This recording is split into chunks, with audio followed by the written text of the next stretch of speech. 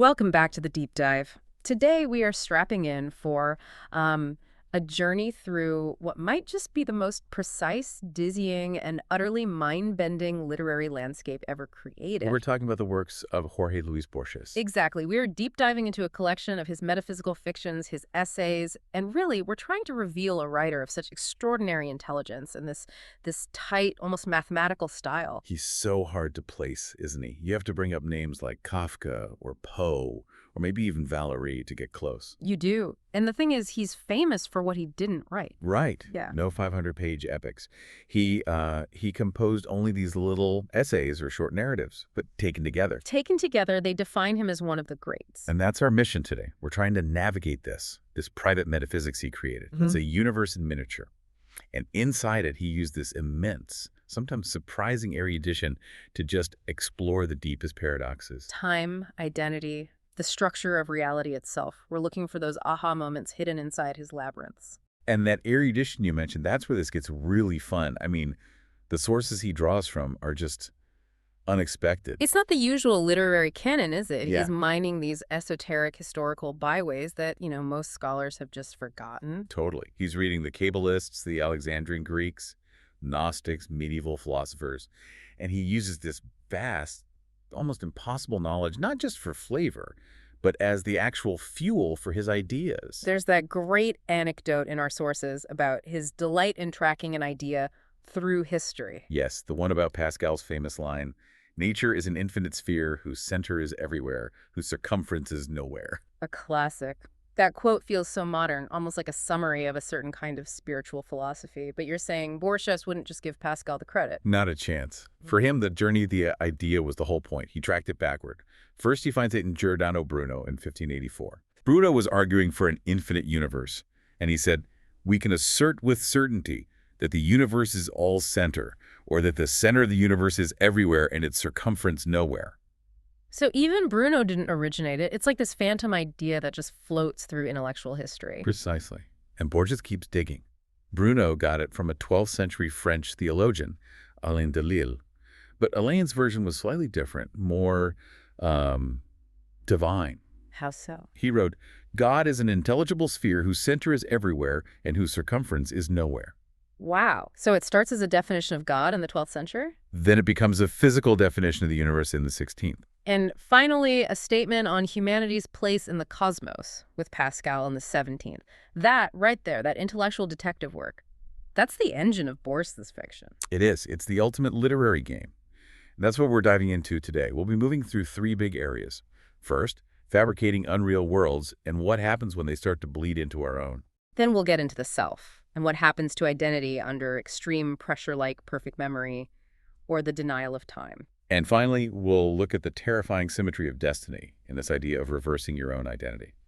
Okay, let's start beginning with what is maybe his most famous and I think most disturbing thought experiment. The creation of a fictional world. A world designed to shatter our basic assumptions about reality itself. We're talking about Toilen, Ukbar, Orbis Tertius. It starts so deceptively, doesn't it? The narrator and a friend find this entry in an encyclopedia for a place that doesn't exist, Ukbar. Right, and that leads them to a single volume, the 11th volume, of an encyclopedia for an entire planet called Tlun. But Tlun isn't just a fantasy setting, it's a construct. A hypothetically constructed world, designed by a secret society of brilliant academics, the Orbis Tertius.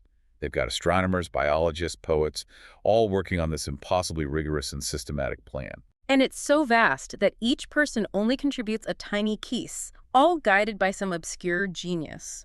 The real genius here is that what looks like chaos, a whole new world just appearing out of nowhere, is actually built on an impossibly strict order. And that order has one foundational law: congenital idealism. Okay, let's unpack that. What does that mean for the people of Tolan? It means the nations of this planet are born idealists. They just do not see the world as a collection of objects in space that exist when you're not looking at them. So it's not spatial. It's not spatial, it's temporal. Oh. For them, the world is a heterogeneous series of independent acts. It's successive. Okay, this is where my brain starts to hurt. So if I put a coin on a table in Tolan and I walk out of the room, what happens to the coin? It ceases to exist. Yeah. because it's not being perceived. And if I come back and see a coin? A Colonian would say that's just a recurrence of a previous mental act, or maybe an association of ideas in your mind. But there's no physical law connecting the two moments. The coin doesn't persist. Yeah. That makes their reality incredibly fragile. How do you even build a society or communicate if the world is just a series of disconnected mental flashes? Well, their main academic discipline isn't physics, it's psychology. Everything is psychology. And their languages reflect this radical view. Specifically by getting rid of nouns. In the Southern Hemisphere, yes. They have absolutely no nouns.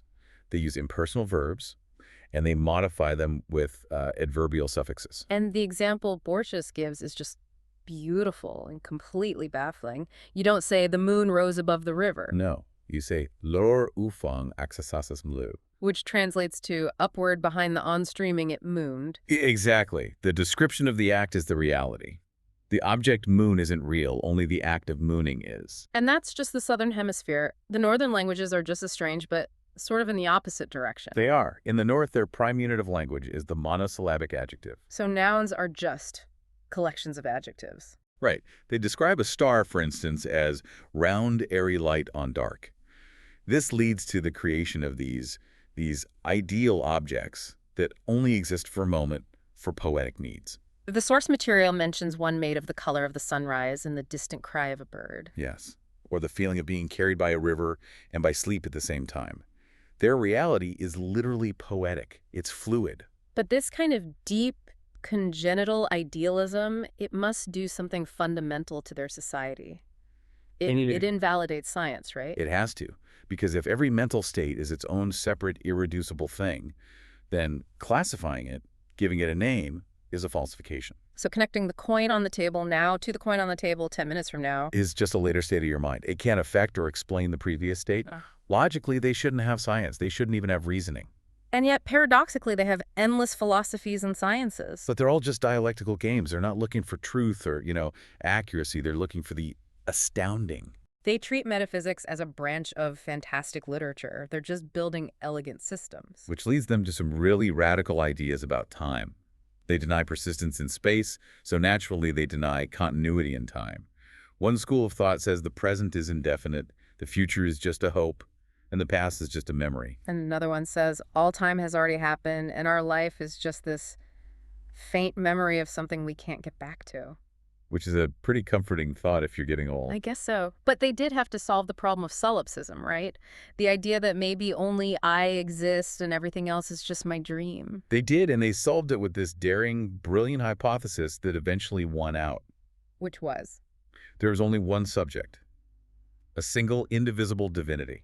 And every being in the universe, you, me, all of us, were just its organs and its masks. So that gets rid of solipsism but keeps the psychological basis for their sciences. The cosmos is still mental, but it's a shared mental process. A brilliant solution. Okay, so that's the fictional world. But here's where the story turns from a clever philosophical game into, well, existential horror for us. Right, because in 1942, this meticulously constructed reality, Tlun, it begins to intrude into our own. The first sign is documented, isn't it? In an apartment, a box of silverware arrives. And inside there's a compass that vibrates strangely, and its letters correspond to one of the alphabets of Tlun, a physical object. An artifact from a man-made reality just appearing in our world. And it gets worse. Around 1944, all 40 volumes of the first encyclopedia of Tlun are found in a library in Memphis. And this is where Borges makes the crucial observation. That reality longed to yield. That phrase is everything. Reality longed to yield. Our reality operates on these divine, inhuman laws that we can't possibly comprehend. They're chaotic to us. But Tlun is a labyrinth designed by men. And therefore, a labyrinth destined to be deciphered by men. The appeal of a coherent, man-made order, even if it's completely false, is just more seductive than the incomprehensible divine chaos we actually live in. Exactly. And so our world starts to submit. Our history, our languages, our architecture, they're all being replaced by the history and language of Trellin. The world is being literally overwritten by a fiction. If Trellin is about an invented reality replacing our chaotic one, then the Library of Babel feels like the opposite problem. It explores the crushing, paralyzing weight of a reality that contains all information. This is one of his most geometrically perfect and, I think, horrifying visions. The universe is a library. An indefinite and perhaps infinite number of hexagonal galleries. And the structure is absolutely uniform. 20 shelves, 35 books per shelf, each book exactly 410 pages long, 40 lines per page. It's meticulously ordered. But the content is chaos. And the key, the cosmological breakthrough, was that all these books are composed of just 25 symbols. 22 letters, the space, the comma, and the period. And that uniformity is the key to the library's totality. Because the number of possible combinations of those symbols, while it's astronomical, it's not infinite. It's not. And so the library is total. It contains everything that can possibly be expressed. Everything. The sources list some examples. The true story of your death, thousands of false catalogs of the library, the autobiographies of archangels. The detailed history of the future. Everything you could ever want to know is in there. Somewhere. And when this was first discovered, the reaction was just extravagant happiness. Of course it was. Imagine it. There's no problem, personal or global, whose solution doesn't exist on some shelf in some hexagon. Hope was unlimited. But Borges immediately shows the psychological collapse that follows, because for every one line of truth, there are leagues and leagues of nonsense. The joy just evolved into this desperate religious madness. People went searching for their vindications, the books that would justify their lives and predict their futures. And the search became so intense, they were fighting in the corridors, strangling each other on the stairways, flinging books into the air shafts. And the ultimate irony is that while a vindication for every single person does exist, the mathematical probability of finding it is 0. The noise is just too loud. The signal is lost. This leads to the big philosophical question of the library. What is meaning? The impious librarians just say nonsense is normal. Most of it is garbage. But the narrator, Borges' voice, argues against that.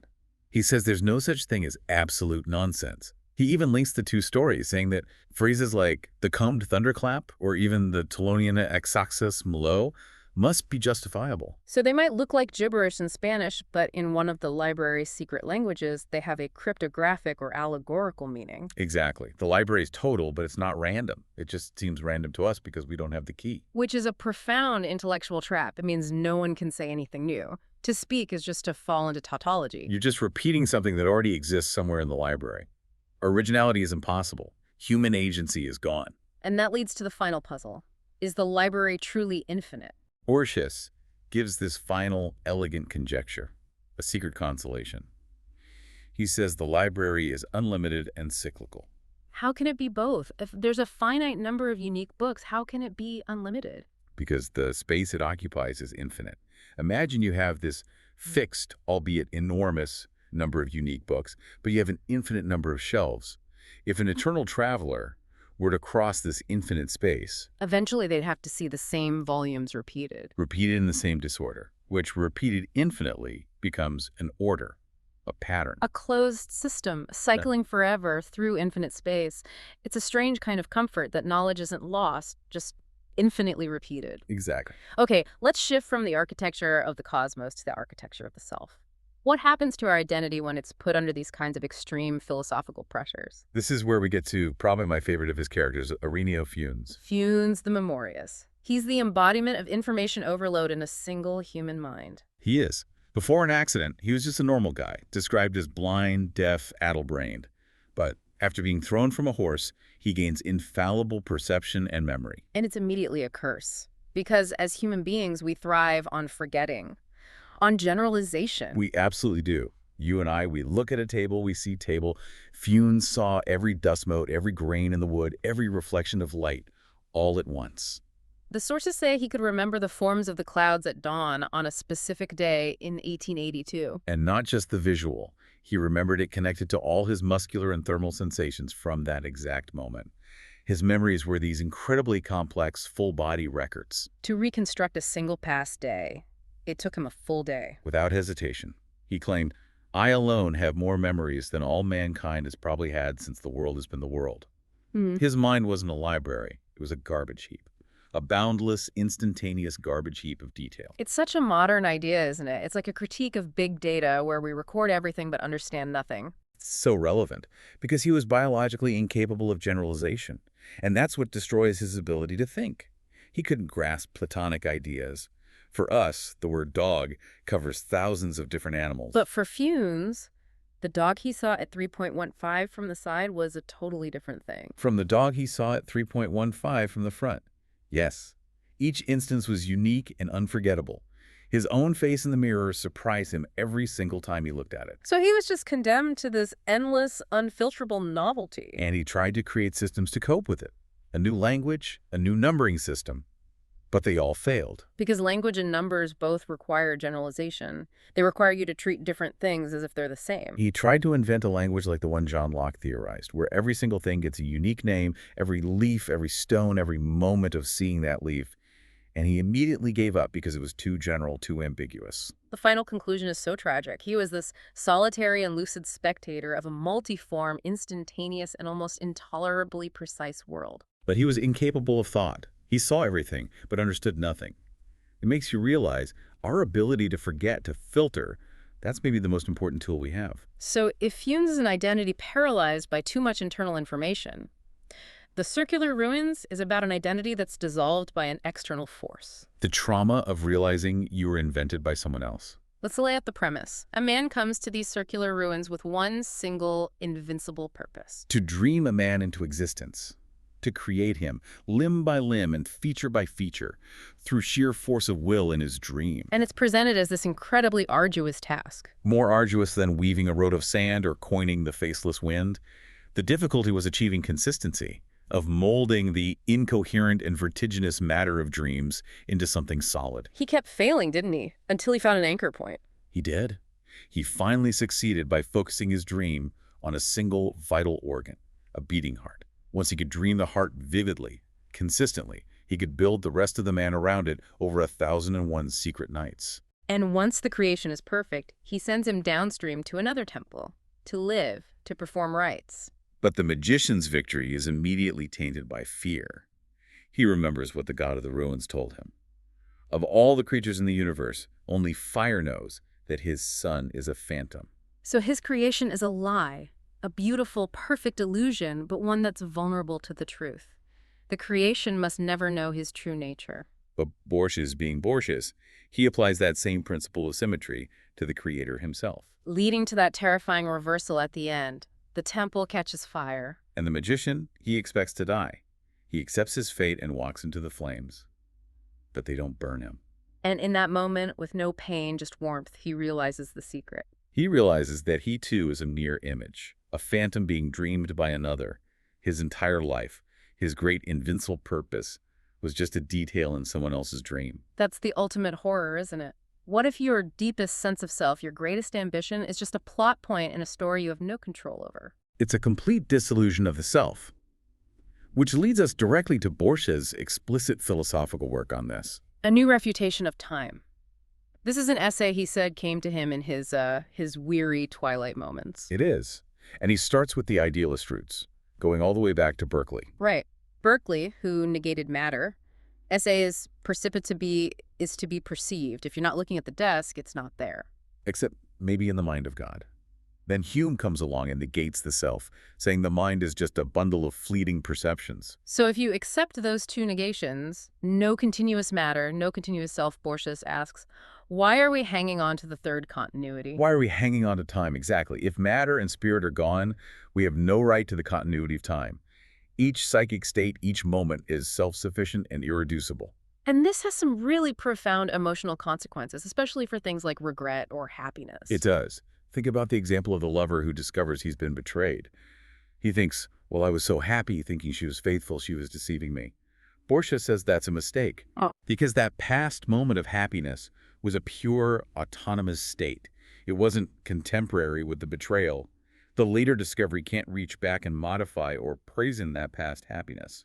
So my regret over something I did 10 years ago is meaningless. Yeah. Because that past action is totally quarantined from my present feelings. Completely. Vengeance is meaningless. Pardon is meaningless. Even hope and fear are vain because they refer to future events that won't happen to us, but to some future separate self. This feels almost impossibly abstract, but he connects it to some very old philosophical traditions. He does. He brings in Schopenhauer, who compared time to a rolling sphere where only the single point touching the ground, the extensionless present, is real. And the most powerful analogy comes from that ancient Buddhist text, the Visuddhimagga. Yes, the road to purity. It compares time to a chariot wheel that's only ever rolling on one point of the tire. Meaning life lasts only for the duration of a single thought. The being of a past moment has lived, but doesn't live now. The being of this moment lives, but hasn't lived before and won't live in the future. Yeah, The whole idea of a linear self just gets obliterated. it's the ultimate intellectual desperation. But Borges closes with this very personal, contradictory thought that it's also a secret consolation. He admits it, denying time and the self. It's a desperate act, but it's comforting. Because if it's all an illusion, then so is the pain, so is the suffering. But he can't quite believe it himself. He can't. He immediately pulls back and says, the world, unfortunately, is real. He, unfortunately, is Borges. Time is the substance he's made of. It's the river that sweeps him along. But he is the river. The tiger that destroys him, but he is the tiger. The philosophy is a comfort, but the visceral reality is inescapable. So if the self is dissolving into these autonomous moments and external dreams, then destiny, that narrative that gives our lives meaning, becomes the final labyrinth we have to navigate. And this is where we see how we try to impose order on that chaos, starting with the Garden of Forking Paths. The labyrinth in the story is unique. It's not made of walls and corridors. No, it's an invisible labyrinth of time. It was created by an ancestor of the narrator, a man named Su Pen, who set out to write a book and build a maze and realized they were the same thing. The book is chaotic, and its mechanism is that whenever a character faces a choice, Su Pen's novel chooses all of them simultaneously, creating these proliferating branching futures, different times that also fork and divide endlessly. which explains why the hero can die in one chapter and be alive in the next. The book itself is an enormous riddle. And the answer to that riddle, the word that is forbidden from the text, is time. By never mentioning it, but showing its branching nature, he forces you to confront it. So if the garden is about fate as infinite possibility, death and the compass is the exact opposite. Fate as finite, symmetrical, and completely inevitable. Yes, this one centers on the detective Eric Lenrod. He's a pure reasoner who loves abstract symmetry more than messy reality. And he gets drawn into the series of murders that seem to have a periodic geometrical pattern. It starts with the murder of a rabbi, and Lenrod finds a clue pointing to the Tetragrammaton, the four-letter name of God. And that one chance event gives the killer, Reg Charlac, the perfect idea for a trap. Exactly. Charlac wants revenge on Lenrod, and while he was recovering from a wound in this desolate, perfectly symmetrical villa called Triste-Leroy, he swore he would weave a labyrinth around the detective. A labyrinth designed specifically to appeal to Lenrod's rational, geometrical mind. He manufactured a pattern. A second and third murder were staged 1 month apart, forming 3 points of a perfect rhomboid on the city map, north, west, and east. And Charlac knew that Lenrod, the pure reasoner, would calculate the final point of the pattern, the south. He even planted little clues for him, underlining a book passage about how the Hebrew day begins at sundown to make the dates line up perfectly. Lenrod, trusting his reason, calculates the final location. And walks right into Triste-Leroy, into the trap. And Charlac reveals it all. The whole thing, the dead heresiologist, the Greek word, the geometry, it was all Baroque ornamentation designed to lure him to that one spot. Lenrod was caught because he loved the beautiful idea more than the ugly truth. But even then, facing death, Lenrod maintains his intellectual cool. He has a proposal for Charlac for their next encounter. He does. He accepts the labyrinth but criticizes its complexity. He says, "In your labyrinth, there are 3 lines too many. I know of one Greek labyrinth which is a single straight line." A straight line? How is that a labyrinth? Because it's a labyrinth of time and inevitability. He proposes that next time, Charlac kills him using a pattern of perfectly symmetrical distances along a single road, A, then B, then C, then D, getting closer each time. A minimal, stripped-down labyrinth, purely geometrical destiny. Then Charlac, respecting his victim, promises him that labyrinth next time, consisting of a single line which is invisible and unceasing. This brings us to our final theme, then. The idea that identity itself isn't fixed, it's just a narrative that's defined by context and allegiance. We have to start with the mind-bending premise of Pierre Menard, author of the Quixote. Right. Menard's project isn't to copy Don Quixote. It's to compose it, word for word, but as a new original work. He tries to do this by, learning 17th century Spanish, rediscovering Catholicism, trying to forget all of European history since then. In short, he tries to become Cervantes. The result is a text that is verbally identical to the original. But then Borges makes the astonishing claim that Menard's version is almost infinitely richer. How is that even possible? Because context is everything. When Cervantes wrote a certain passage in the 17th century, it was just a natural product of his time.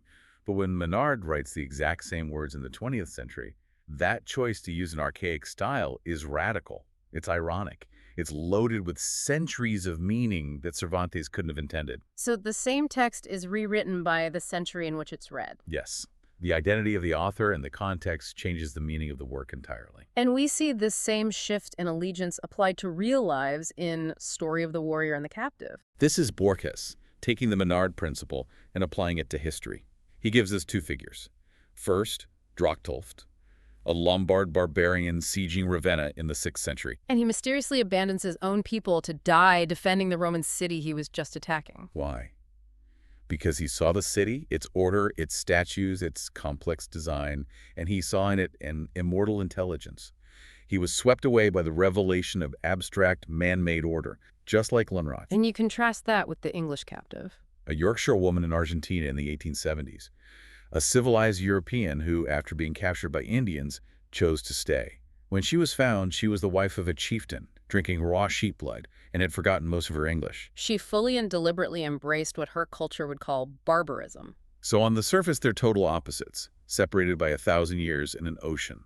One abandons barbarism for civilization, the other does the reverse. But Borges says they represent the exact same secret impulse. They're just the obverse and the reverse of this coin. For God, he says, they're the same. Allegiance is arbitrary. The core impulse to convert, to reject your old identity for a new one, that's what's eternal. Which leads him, finally, to apply this idea to himself in the parable Borges and I. The definitive statement on the split between the writer and the public persona. The narrator is the guy who walks around Buenos Aires and likes the taste of coffee. He's the one who will perish. And then there's the other one, the one called Borges, the public figure, the one who contrives literature. The narrator says he lives so that this other Borges can create literature, and that literature justifies his existence. But he's painfully aware of this literary persona's perverse custom of falsifying and magnifying things. The private life gets distorted to create the public author. It's the tragedy of realizing you are lost to your own creation. The narrator is fated to lose everything, either to oblivion or to this other literary self. And the piece ends with that profound question. Which one of them wrote this page? The quiet, real one or the loud, fictional one? The author's identity is dissolving as he writes. It reminds me of his reflection on Shakespeare, that behind the mask there was only coldness, a dream dreamt by no one. And God's reply that he too was no one, having dreamt the world as Shakespeare dreamt his work. And among the forms of his dream was Shakespeare, who, like myself, are many and no one. Identity is just a function within a dream. So we've navigated these labyrinths, from the hexagons of the library to the single straight line of destiny. And the key aha moments here, I think, are all about recognizing that reality and time and even your own identity, they're all philosophical constructs that we're participating in, whether we're the one dreaming or the one being dreamed. We've seen reality yield to an imagined order in Tlönen. We felt the crushing weight of total information with Funes in the library. We followed the argument that linear time might just be an illusion. And we've seen how arbitrary personal identity can be, where a warrior and a captive, centuries apart, are performing the exact same secret act. Borges's genius is making these huge abstract ideas feel concrete, almost inviting. He takes the complexities of philosophy and distills them into these perfect, deceptively simple stories. He invites you to see the world as a game of combinations, where you are the player, the piece, and the dreamed character all at once. And if we take this final theme of arbitrary identity and internal conflict, we find its most terrifying expression in his essay, The Theologians. Ah, yes. The story of Aurelian, the theologian who spends his entire life trying to refute his rival, the heretic John of Pannonia. His whole identity is defined by his hatred for this one man. And he succeeds. He gets John condemned as a heretic. His life's work is complete. But when Aurelian dies and arrives in paradise, he learns the devastating truth from God. What's that? That for the unfathomable divinity, he and John of Pannonia, the Orthodox believer and the heretic, the abhorrer and the abhorred, the accuser and the accused, formed one single person. All that conflict, all that striving, it was just two faces of the same single self. A single symmetrical impulse in the mind of the infinite. So, here's our final thought for you to chew on, based on everything we've looked at today. If even our deepest rivalries, our most defining struggles, are just two sides of the same coin in the mind of the infinite, what does that make your most treasured goals? What does that make your search for knowledge? Perhaps the only way to truly understand your own mission is to stop trying to define it on its own, and instead to find and understand the mission of your opposite. That's all for this deep dive. Join us next time.